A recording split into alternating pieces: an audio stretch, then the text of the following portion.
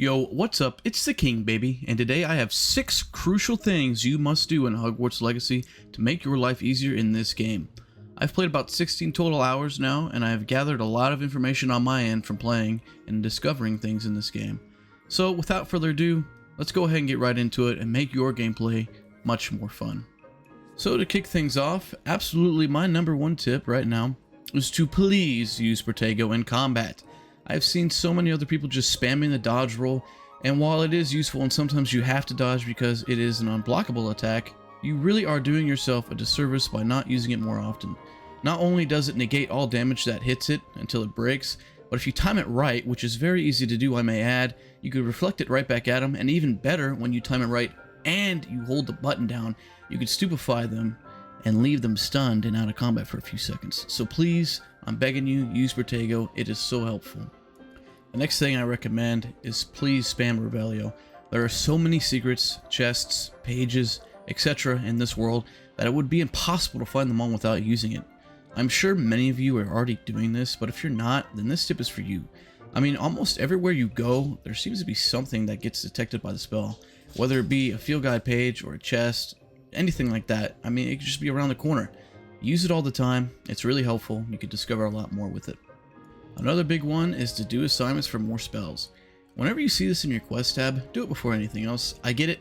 You want to explore, and so did I. I learned my own lesson here.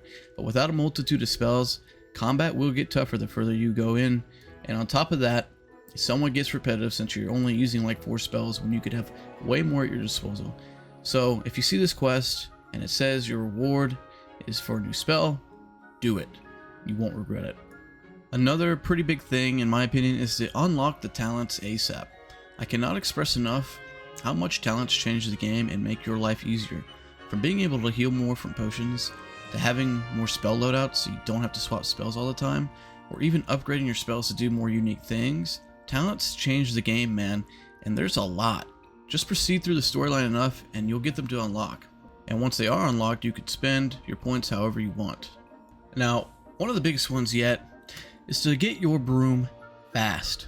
Traveling around the open world, while fun, can get a little tedious, especially when your destination is quite a ways away and you don't have a flu network unlocked on the map over there. But with a broom, traveling becomes that much easier and honestly a lot more fun, looking at the vistas while you're flying around. You fly almost anywhere and at a much faster speed than running, obviously. Plus the cherry on top, get this, you can cast Revelio while on your broom. So you could see landmarks underneath you, and if you want to take a detour because you see something that catches your eye, then guess what? You can. Progress through the story enough and it will become available to you, and you can go ahead and purchase one. Please get a broom. And the last things here that kind of just go hand in hand is to gather Moonstone and get the Room of Requirement as soon as you can. While on your travels, you will see a lot of Moonstone along the way. Please just spam basic cast and just get as much as you can because you'll need it in the future. What for? Glad you asked. The Room of Requirement ironically requires you to use Moonstone to conjure things in there. So that begs the question of why do you even need the Room of Requirement? Well, because you can have your own huge private room in there to make potions, grow plants, create armor, and even discover unidentified items that you may have found along your travels.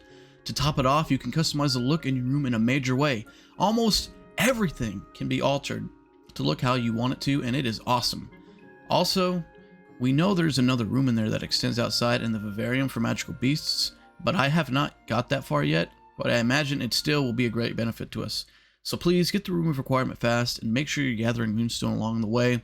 That way you can conjure as much as you want in that room. So those are my crucial tips to you guys to make your life easier in this game. I recommend just beelining the story, honestly, until you get the Room Requirement. And then from there, you can just kind of go do whatever you want in the world. I mean, it opens up way more and there's just more possibilities. Believe me, I did a lot of exploring in my playthrough so far, and I kind of wish I did the storyline a little bit more, like beelining it, but it's kind of hard, man. This world's really fun to explore. But like I said in all these tips, it just makes it a lot easier. Once you get to the Room Requirement, a lot of stuff gets unlocked for you, and it just makes it that much more fun. If you enjoyed this video, make sure to like, comment, and subscribe for more content like this, and also follow the links down below if you want to follow me on Twitter or Twitch to see what else I'm doing. So go ahead, comment. How are you liking the game? Are you waiting for the game on the 10th? Let me know. Also, I made a new Discord recently and I have a great community in there so far, and I would love it if you joined us and made some new friends and connections. Anyway, that's it from me. Until next time, my friends, the king is out. Peace.